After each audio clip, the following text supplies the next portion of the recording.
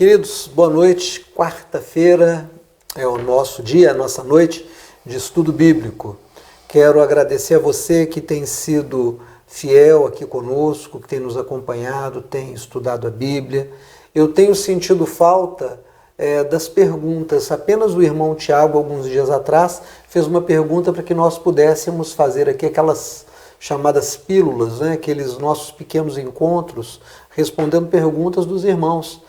E mesmo você que nos assiste e gostaria de fazer alguma pergunta, alguma pesquisa de uma forma mais rápida, que a gente possa dar respostas em doses menores, mas que te atenda, por favor, nos envie através do Zap, através da pastora Nísia. Teremos muito prazer em responder, tá? Quero convidá-los, por a abrirem suas Bíblias comigo no livro de 1 Reis, Antigo Testamento, primeiro livro dos Reis, capítulo 18, o verso 1, e nós leremos também a partir do verso 41. Então, te dando um tempinho para que você possa ler comigo. Abra sua Bíblia aí, em 1 Reis, capítulo 18, por favor. Verso 1. E sucedeu que, depois de muitos dias, a palavra do Senhor veio a Elias no terceiro ano, dizendo: Vai, mostra-te a Acabe, porque darei chuva sobre a terra. Verso 41 em diante. Então disse Elias a Acabe: Sobe, come e bebe, porque ruído há de uma abundante chuva. Acabe subiu a comer e a beber, mas Elias subiu ao monte Carmelo e se inclinou por terra e meteu o seu rosto entre os seus joelhos. E disse ao seu moço: Sobe agora e olha para a banda do mar. E subiu e olhou e disse: Não há nada. Então disse ele: Torna lá 7 vezes. E sucedeu que, à 7ª vez, disse: Eis aqui uma pequena nuvem, como a mão de um homem, subindo do mar. Então disse ele: Sobe e dize a Acabe: Aparelha o teu carro e desce, para que a chuva não te apanhe. E sucedeu que, entretanto, os céus se enegreceram com nuvens e vento, e veio uma grande chuva, e Acabe subiu ao carro e foi para Jezreel. E a mão do Senhor estava sobre Elias, o qual cingiu os lombos e veio correndo perante Acabe até a entrada de Jezreel. Queridos, esse é um texto fantástico, com uma história maravilhosa. Nós temos o profeta Elias e o rei Acabe, num tempo em Israel que havia 3 anos sem chuva. Você pode imaginar 3 anos sem chuva e com muito sol? Você pode imaginar a miséria. Todas as plantas queimadas. Você pode imaginar os animais, as carcaças de animais mortos de sede, emagrecidos pela fome e pela sede. Você pode imaginar as pessoas, o sofrimento. Quantos perderam familiares? 3 anos de seca na terra. O Senhor Deus chama o seu profeta e diz: fala para Acabe, encontra o rei Acabe e diz para ele que a chuva está chegando. Elias encontra o rei Acabe e diz: sobe, come e bebe, porque vai chover muito.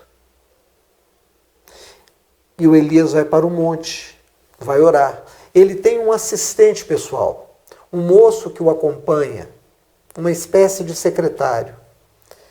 E o Elias enfia a cara no joelho, ele se ajoelha, põe a cabeça no pó e ele começa a buscar a Deus. E ele começa a lutar espiritualmente contra resistências. Porque quando Deus determina uma bênção, quando Deus manda uma bênção, o mundo espiritual, ele tem os opositores de Deus contra aquele que vai receber a bênção. E eles entram. Então é nesse momento que o homem e a mulher de Deus, seres despertados espiritualmente, entram numa luta de oração, de consagração, de intercessão. O Acabe representa apenas o homem carnal, apenas o homem natural que não entende as coisas de Deus, cuja vontade é sempre para as coisas da terra.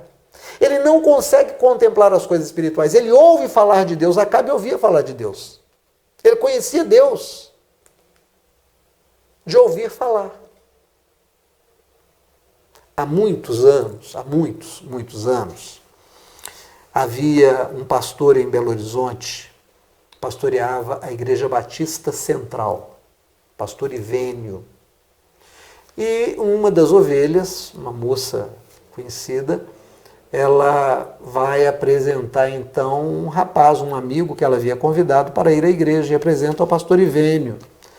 Esse é o meu amigo, fulano de tal. E o pastor Ivênio, um grande pastor, um homem de Deus, de uma delicadeza, de uma gentileza, né? Mas também um evangelista. E ele aperta a mão desse moço, conversa um pouquinho e pergunta para esse moço: você conhece a Jesus? E aquele moço diz: só de retrato. Aquele moço conhecia os desenhos, as pinturas, que por séculos vêm sendo desenhadas, pintadas e atribuídas a Jesus. Então ele responde: eu conheço só de retrato. Acabe é um rei que representa as pessoas que conhecem Jesus de ouvir falar, que conhecem Jesus de retrato, que conhecem Jesus de filme, que conhecem Jesus das histórias, que podem ser membros de igreja, que usam Jesus para ganhar dinheiro, para ganhar poder político, para conseguir voto. É aquele político que vem à igreja e diz que é crente, que canta, mas que no dia da eleição some, nunca mais volta. É aquele que anda por todas as igrejas e que consegue angariar votos, diz que é seguidor, sabe? É aquela pessoa que diz que é crente, mas que põe o dinheiro em primeiro lugar, que prejudica os outros para ter vantagem. É aquela pessoa violenta que usa a palavra de Deus para demonizar os outros. Esse tipo de gente, esse é o Acabe. O que essas pessoas têm? Elas têm apetites carnais. Então Elias diz: Acabe, você não pode subir um monte comigo para orar, porque você é carnal. Vai para sua casa, come e bebe, porque é a única coisa que você sabe fazer, mas a chuva virá, porque Deus o disse. Quando Deus diz, irmão, minha irmã, o milagre vai acontecer. É simples assim. Se a boca do Altíssimo disse, se há respaldo na palavra, se a pessoa que recebe a palavra como Elias recebeu está diante de Deus, meu amigo, se prepare porque é muita chuva. Se prepare porque o milagre é grande, não importa o quanto ele pareça impossível. O Elias, então, ele sobe ao monte e ele mete a cara no joelho, ele põe a cara no pó e ele começa a lutar contra as resistências espirituais pela bênção dele. O homem e a mulher de Deus, que tem a palavra, ele não olha a circunstância. Como aquele corinho antigo que se cantava nas igrejas: não olha a circunstância, não, não, não, olha o seu amor, o seu amor. Não me guio por vistas, alegre vou. É isso. O homem de Deus, a mulher de Deus, que tem uma promessa, que tem uma revelação da palavra, ele não olha a circunstância. Ele olha para Deus. Ele sabe que o milagre dele é grande. O Elias sabia, e por ser um milagre grande, por ser uma bênção poderosa, ele sabia que também haveria resistência. Então ele mete a cabeça no joelho e começa a orar. Ele põe a cabeça no chão, ele põe a cara no pó, e ele começa a buscar, ele começa a orar, ele não abre mão, não importa o que aconteça. O rapaz que subiu com ele não estava orando. O Elias pergunta para o moço: como é que está o céu? Ele vai, olha e diz: olha, tem cara que vai chover não. O Elias diz: vai lá e olha 7 vezes. Não é interessante esse número 7? Quando Naamã, o Ciro, mais tarde, leproso, vai procurar Eliseu. Eliseu diz para ele: entra no rio 7 vezes. Na primeira, na segunda, na terceira, na quarta, na quinta, na sexta, nada.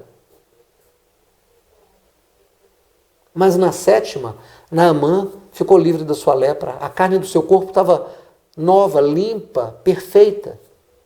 O Elias recebeu a palavra de Deus, sabia que tinha resistência. Pergunta para o moço: como é que está o céu? Nada. Olha 7 vezes. Vai lá fora e olha. Não precisa me dizer que é nada. Vem aqui dentro. Volta lá. Sabe por quê, meus irmãos e minhas irmãs? Porque a resistência espiritual tem 7 barreiras. A resistência espiritual tem 7 barreiras. Por isso é que em Isaías é revelado o Espírito do Senhor 7 vezes. 7 são Espíritos de Deus. 7 são os castiçais da menorá, que representam os 7 Espíritos de Deus, cujo fogo não podia apagar nunca. Elias vai orar e vai destronar as 7 potestades. Às vezes, você vem à igreja, você é dizimista, você é ofertante, você ora, visita os enfermos, mas você cai na segunda resistência, na terceira resistência. O dia que aquela visita chega, você venceu a perda da chave, você venceu a preguiça, você venceu outras dificuldades, mas um dia você cai e quebra aquela corrente que você vinha fazendo. E aí você não sabe por que você não conquista. O Elias, ele sabe que ele vai vencer 7 príncipes espirituais. Ele vai vencer 7 resistências espirituais. Então ele já disse para o moço: vai lá 7 vezes. Como Elias disse 7 vezes para o seu moço olhar para o céu, o Eliseu disse para Naamã entrar no rio 7 vezes. Porque na 7ª vez, todas as resistências estariam quebradas. O menino vai 1, vai 2, vai 3, vai 4, vai 5, vai 6 e volta na 7 e me diz assim: olha, eu vejo uma nuvem lá no fundo do céu, do tamanho da mão de um homem, como se olhasse o céu inteiro, é um desenhozinho da mão do homem, é uma coisa pequena. Não é muita coisa não. Engraçado, né, irmão?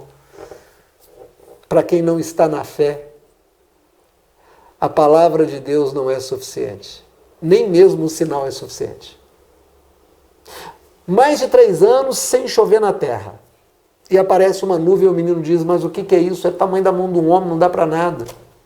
Olha o ponto de vista do derrotado e do vitorioso.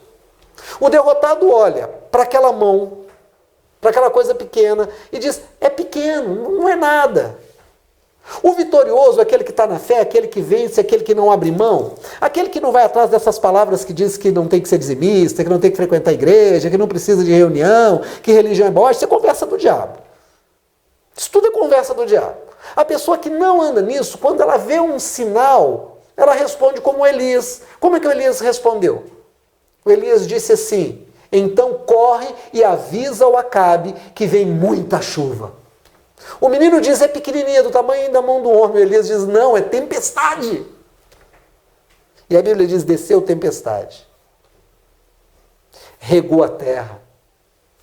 As sementes que estavam adormecidas na terra há 1 ano, há 2, há 3, até mais, de repente germinaram.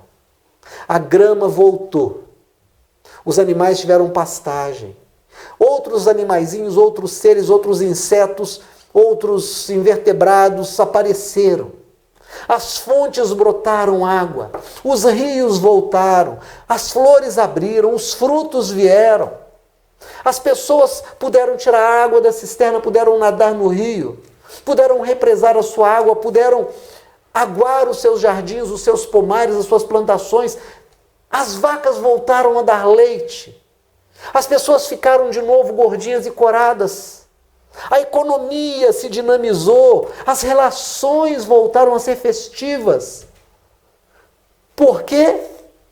Aquela nuvem do tamanho da mão de um homem, aos olhos daquele moço, e que era tempestade aos olhos de Elias, que foi resposta de Deus para quem estava na fé, veio sobre a terra. Eu quero te falar em nome de Jesus, tem promessa de Deus na sua vida, tem promessa de Deus aqui na palavra de Deus para você. Não troque a palavra genuína de Deus pelo que você ouve no seu celular aí, abrir aqui, descobri que tem um pastor lá dos Estados Unidos, tem um pastor lá de São Paulo, lá de Sorocaba, lá de Manaus, lá de, sei lá da ponta da orelha do cachorro, do general que faz a guarda, do governador, sabe essas coisas? Para de procurar em outro lugar, é aqui, é na palavra, e você tem um pastor sobre a sua vida, você tem uma igreja.